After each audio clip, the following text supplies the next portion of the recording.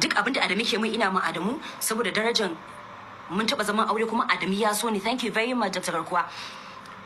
Adamu ya so ni, ya mun so na hauka. Adamu ya so ni. Ina bashi wani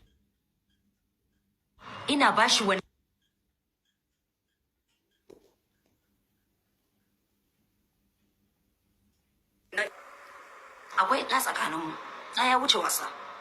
Like I said, Haidar na son mahaifin shi, yanda yake suna yana son mahaifin shi. So ba zai ji daɗi a ce yau a ce mahaifin shi da mahaifin shi ba su shiri ba. Ni da Adamu ba ma gaba wallahi.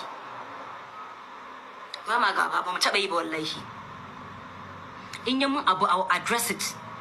In ta text ne, in ta menene zan sai na zan yi, I will address him, zan gaya mai. Ya sani. In Adamu ya mun abun, ina mai magana, ba na ɓoye a ba cikin rana, ni ba haka nake ba. Dan banga dan Adam da isa in kwana da shi, in kwanta da shi, da fushin shi in tashi shi ba wallahi babu shi. Kuma insha Allah ba za a yi shi ba. Abin na dauke shi it was a joke, ana wasa, ana dariya, it's normal. Duk wanda ya kalla mai hankali ya san yanda nayi life din. Ina ta faɗin cewa a'a za a siya min takalmin da zan sa, menene zan je in gyaran ciki, wasa aka dinga yi ana dariya. But abin da ya zo mai yan uwana ya bata musu rai. Wallahi ban sani ba su magana ba sai da na dawo hutun sallan nan. Da wasu friends ina da suka ji suka dinga confronting dina. Me yasa zan iya wannan magana? And I told them da a ce za ku kalla da an sa full life da kun ji abin da ya kawo magana, kun ji me yasa ne magana. Idan har cewa nake ina screen recording da ni da excellency.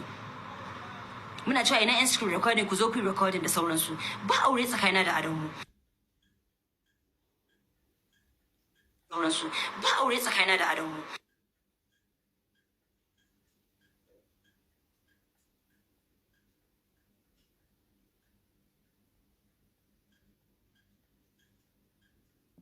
Idan zan koma gidan Adamu bana fata wallahi. Shi yasa na taking time ina. Na rabu da Adamu tun Haidar na da wata 5 a duniya. Tun yana jariri yana da wata 5 na rabu da Adamu. Yanzu Haidar is 15 years old. I'm taking my time. Ba competition bane aure. Ba zan compete ba because my friends are getting married and what not. Da sauransu I want to get married dan a ce min nayi aure in je in fito na kirga min aure. Ina so Allah ya kawo min kullun addu'a na ya kawo min mafi alkhairi.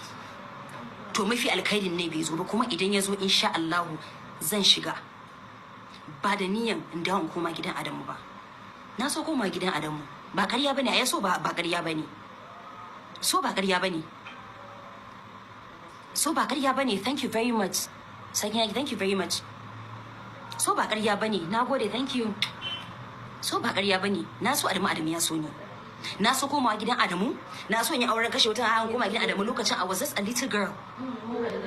Yarinya ce ni har da friends ina ga suna a nan gurin. Su suka dinga shirin yadda za a yi auren ma kashe wuta ma in koma gidan Adamu da sauransu ina irin normal because irin yaranta kana gani irin all the but da ka kare girma ka kare experience sai na gane cewa life is not all about a standstill. Kuma dama ni duk wanda ya sani shi kanshi Adamu ya sani duniya ba abin da na tsana kamar standstill. Duk abin da nake I move gabana nake kallo ban kallon bayana. Duk abin da nake gabana nake kallo ban kallon bayana wallahi. Reason da yake sa na kalli bayana shine when I make a mistake zan duba sai in gyara a gaba. Amma abin na wuce shi wallahi na wuce shi ko me shi wallahi. Sai dai idan Allah ya yi wannan abu is going to be in my future. Yau idan Allah ya yi Amina da Adamu za su zauna za su ƙara zama.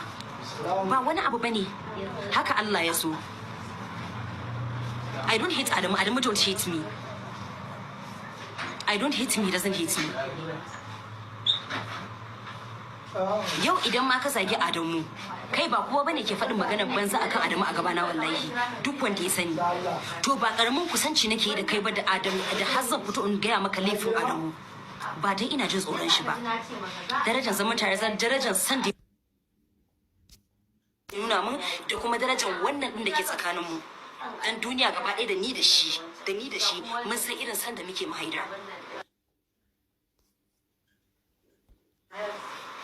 But mutane ba ku da you don't have anything, the only thing you think about is kawai ku ku samu kawai topic ku samu abin da za ku faɗi ku bata mutane. Amma ni wallahi tallahi tunda Allah bai bata ni ba, tunda Allah bai wulakanta ni ba, ba dan adam din da isai wulakanta ni wallahi na faɗi.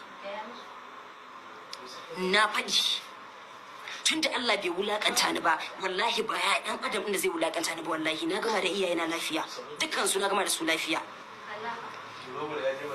Kuma ɗana na san ɗana duk wani abu na uwa da aka maɗanta daidai gwargwado alhamdulillah ina madana.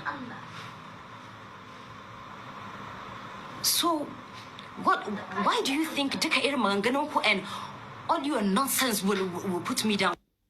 Will put me down. Da muna industry, ina industry, ba zan bai industry ba, industry yanzu na fara.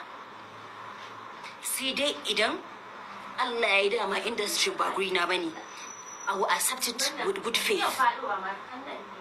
Amma ko idan industry guri na ne, ni Amina, I will be in the industry. Nothing is going to change it. Nothing is going to change it, wallahi. I will be in the industry and I will do what I love doing. And to all of you da mutum wani zaki ga wasu za su zo kana rawa a social media kana irin ka saka kadan yi rawa kai mai son shi